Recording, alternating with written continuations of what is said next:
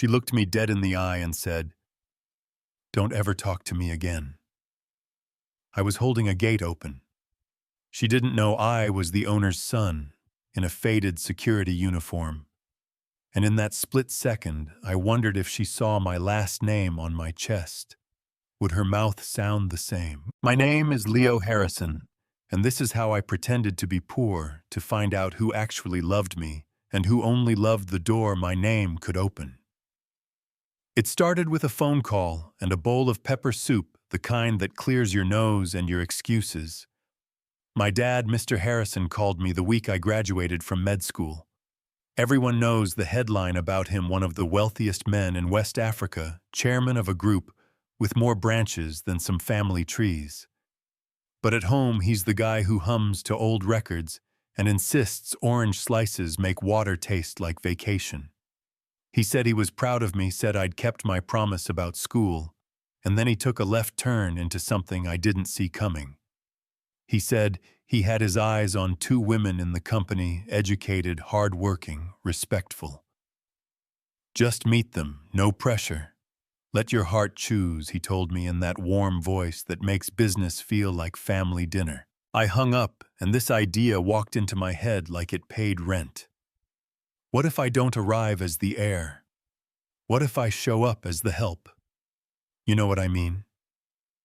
People treat uniforms like mirrors. They see themselves and act accordingly. I wanted to see the truth, not the handshake version, the real one.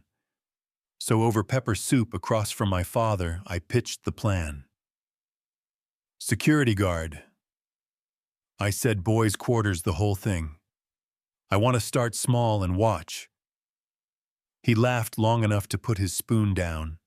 Then he looked at me like he recognized a stubborn part of himself. "If you do this," he said, tapping the table, "no slip-ups, no little hints. No, I know the owner jokes. You are a guard, period." I said, "Uniform me." 2 days later, I miss a faded blue shirt, a cap 2 sizes too big, rubber sandals the color of old tires. The security office smelled like dust and shoe polish, and the mirror made me look like I'd lived a harder life than I actually had.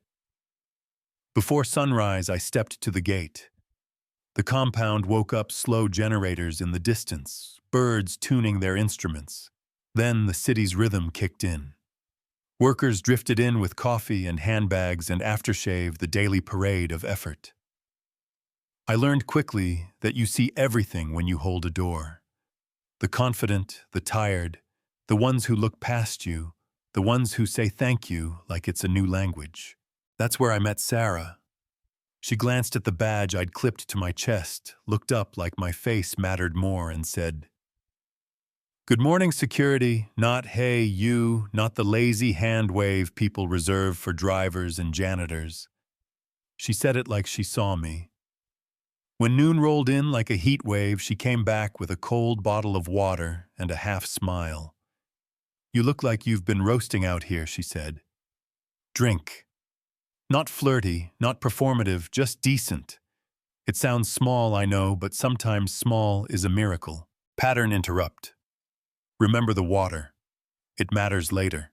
And then there was Jessica. You could hear her before you saw her heels, like snare drums, perfume that arrived a second early. She had that runway posture, chin calibrated to glide right past anything under her pay grade. The first time I opened the gate for her, I said, "Good morning, ma'am," and she treated me like I was air. Not rude exactly, just not there. Over the next week, it got less subtle. You ever watch a person move like they're already in the future they want? That was Jessica. Word had spread that my dad had spoken separately to 2 women, asking them to be themselves, no promises, just honesty, and somehow Jessica heard that as a coronation. In the cafeteria, she sat with her friends and said loud enough for the forks to hear, "When I'm the boss's daughter-in-law, respect will be expected." The laughter around her had that fizzy, carbonated cruelty. Meanwhile, Sarah kept her head down, corrected a junior's spreadsheet without making him small, smiled at the cleaner like they shared a secret. 2 planets, 1 office. Then came the heat. One morning, gate duty son, already thinking it was noon, Jessica stopped a step past me and pivoted back like I'd stepped on her dress. "Don't ever talk to me again," she said, voice sharp enough to cut. "Keep your poor mouth shut." She threw in something about my parents that I won't repeat, and for 2 seconds I forgot the cap on my head and tasted iron at the back of my throat. Then I heard my father's rule in my head, no slip-ups, and I swallowed fire. She stormed to my dad's office and demanded he fire me. He didn't. He told her he'd speak to me calm as a Sunday pastor and added one line that made her cheeks flare. "This company runs on discipline and humility, not pride and power. Do you think that's fair? If someone dragged your mother like that, would you hold your job or your temper?" Next day, we all got the email. Conference room 9 a.m., important announcement. The long glass table looked like it had been waiting for this moment. My dad walked in with his signature white suit and red tie cane tapping a steady beat and said words that quieted the whole building. He was retiring. 30 years of sweat and stubborn prayer, and he was ready to sit by the window and let other people worry about quarterly reports. You could feel people looking around, like the chairs had shifted under them. Then he introduced a temporary representative, Mr. Roberts' tall, polished voice like a calm meeting. Jessica sat up straighter, pivoted in real time. "If the sun takes too long, this one will do." She started appearing at Roberts's office with coffee new lipstick, a laugh that felt like a performance. He was polite, and he was also paying attention in a different way than she realized. Meanwhile, Sarah kept doing what Sarah does. Quiet kindness. She passed by the gate with that small nod that says, "I see you," and I started finding sticky notes folded tiny by my register. "You're doing a good job. S." One evening when the city finally exhaled and the compound softened, I found my courage and called out Sarah. She turned surprised but not armored. We stood by a low wall near the back gate where the lights throw long shadows, and I told her the only truth I'd earned in that uniform. "I like you," I said, voice too loud in my own ears. "I don't have much. I might never. But my heart is real." I braced for the soft smile people reserve for strays. She took a breath and said, "I like you too." No orchestra, no fireworks, just a good woman choosing character over costume. But she added, "We keep this private. Offices eat love for breakfast, and Jessica runs the kitchen." I laughed because she wasn't wrong. We shook on it like conspirators.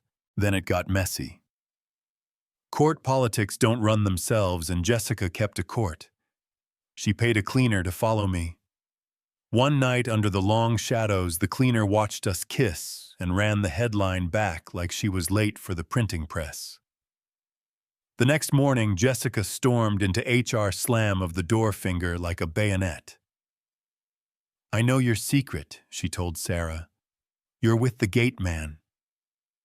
The room held its breath. Sarah could have denied it, thrown me under every bus in the city. Instead, she did something I still replay when I need courage. She stood up, slow, looked Jessica in the eye and said, "And what if I am?" Then she pulled out her phone, put it on speaker, and called my father. "Good afternoon, sir," she said, steady as steel. "I'm no longer interested in your son. I've found someone else I love." Silence for 2 beats. My father's voice came back warm. "Thank you for your honesty, my dear. I'd like to see you at the house this weekend." He hung up. Jessica's face did all 5 stages of grief before lunch. Her phone rang next. "Mr. Harrison would like to see you Saturday. Come respectful." And now the stage was set. Staff ironed white linens and polished glass like a wedding might break out if no one stopped it. My father and I sat in the living room that morning, him in that white suit, and red tie, me in a real shirt, and a watch that felt heavier than it used to. "Ready?" he asked. I nodded. "Let's be kind," he said. "Even in truth, be kind."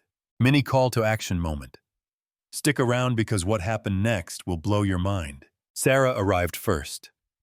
Simple dress, natural smile, nothing on her trying to shout money.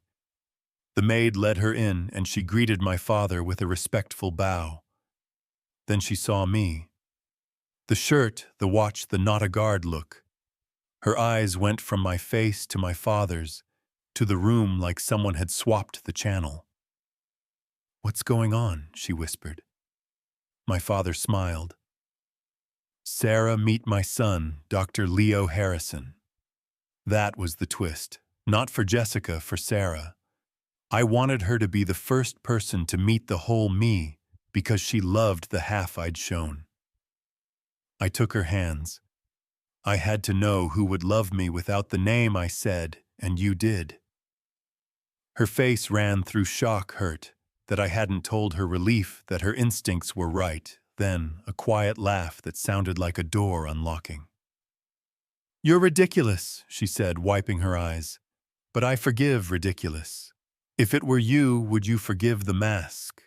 Or would the lie be heavier than the love?" We barely had time to breathe before the door opened, and Jessica entered like a drumline red dress, tight as confidence earrings, large enough to catch radio signals. She saw me and her mouth broke. "Why is the gate man wearing that?" she asked, looking at my father like the world had skipped a page. "Sir, I'm here to meet your son. Can someone escort this person out?" I stood. "You wanted to meet Mr. Harrison's son," I said. "Allow me to introduce myself." Her purse slid out of her hand and thumped the rug. "No," she said, backing up. "No, no, no." My father's voice stayed soft. "Yes, Leo is my son," he said, "and he's also the guard you insulted, and the man whose mother you dragged with your anger." For a moment I almost pitied her. The room was as silent as a held breath. She tried to spin. "If I had known..." My father lifted a palm. "That's the problem," he said. "Respect that waits for a bank balance is not respect. It's calculation." She dropped to her knees and reached for mercy like she could pull it out of the air. "Please, Leo, just one more chance," she said. I wanted to believe her for a heartbeat, I did. Then she flashed a look at Sarah that wasn't repentance. It was resentment. That was that. "No," I said quietly. "Not because I'm rich, because I'm a human being. My father called a guard and asked him to show her to the gate." I didn't enjoy the symmetry. Not much. Now here's the part people argue about. Was the test fair? Is it ethical to meet kindness with a mask, even if the mask reveals the truth? What do you think? Do ends ever justify means? When hearts are involved, I did the test because everywhere I went, my last name entered the room before I did, reorganizing faces, laughter, posture. I needed to know who I was to someone who had nothing to gain. But tests don't just reveal other people, they reveal you. The part of you that needs proof. The part of you that is afraid you're only lovable because of the doors you can open. Yeah, that happened.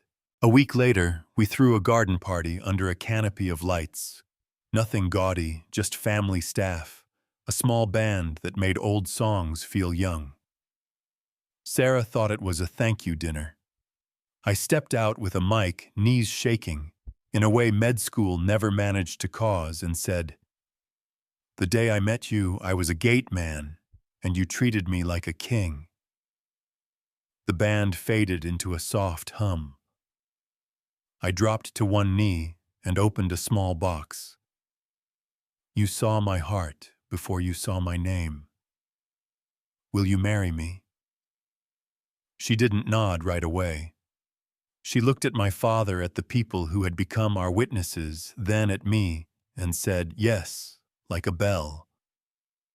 3 months later, we kept it relatively small vows in a chapel that didn't feel too fancy to be holy music that made even my dad move like his knees still trusted him, food that tasted like the aunties had been arguing in the kitchen, which is to say, perfect. I split my time between medicine and the foundation, and Sarah took on management at one of the branches. People started saying, "She's fair and she listens," and in corporate language, that's as close as you get to love letters. As for Jessica, the rumor mill that once spun for her started spitting a different thread. She went to tell Mr. Roberts she was pregnant. A gate man, the kind she used to breeze past, told her Roberts had moved abroad with his wife and kids. What most people didn't know was that Roberts had been an ally to my father all along, a mirror for the office reflecting what people showed him. We didn't laugh when we heard. I don't tell you this to gloat. I tell you because choices compound, like interest, and pride charges fees you can't afford. If it were you watching someone come undone in your living room, would you offer a hand or a mirror? And which one counts as mercy? 2 days after our wedding, before invitations had even been boxed up for the memory shelf, I sat with Sarah on the back steps, feet in the grass, the night smelling like rain that couldn't make up its mind. I told her I was sorry for lying by omission. She said she was sorry for judging Jessica too quickly, that she should have prayed before she rolled her eyes. That's when I knew I'd picked right. Not because she was perfect, but because she was willing to examine herself when the easy move was to gloat. The Monday after that, I put the uniform back on for 1 hour. I asked the supervisor if I could take a symbolic shift. He smiled and said, "You're the boss, sir." I said, "Not today." I opened the gate for a young intern who looked like she'd slept on a bus to make it on time. She said, "Thank you," like it was a new word. A manager did a double take that could have won an award. I nodded and kept the gate moving. It felt right to end where I began, on the hinge where people reveal themselves in small ways. So here's where I land, and I know some of you will disagree. Treat the person at the door like they own the building, because one day they might, and even if they never do, their dignity is not your leverage. Love is daily, ordinary decisions, to respect people when no one's watching, to tell the truth when a lie would be more comfortable, to bring water to the person sweating in the sun, even if no camera is rolling. Not cinematic, just character. And character is the currency that never devalues. Now it's your turn. If it were you, would you run a test like mine? Or is that manipulative no matter the outcome? Would you forgive the mask if the love underneath was real? Do you think family and business should stay on opposite sides of the gate? Or is there a world where tests like this protect hearts from gold diggers and still honor basic respect? I want to hear the praise and the pushback. Drop a comment with where you're watching from and the moment you knew who Jessica or Sarah was in your own life. Share this with someone who needs the reminder to be kind at the gate. And if stories like this make you think, hit subscribe and turn on notifications so you don't miss the next one. Tell me your experience, your argument, your lesson. Let's get honest right here together.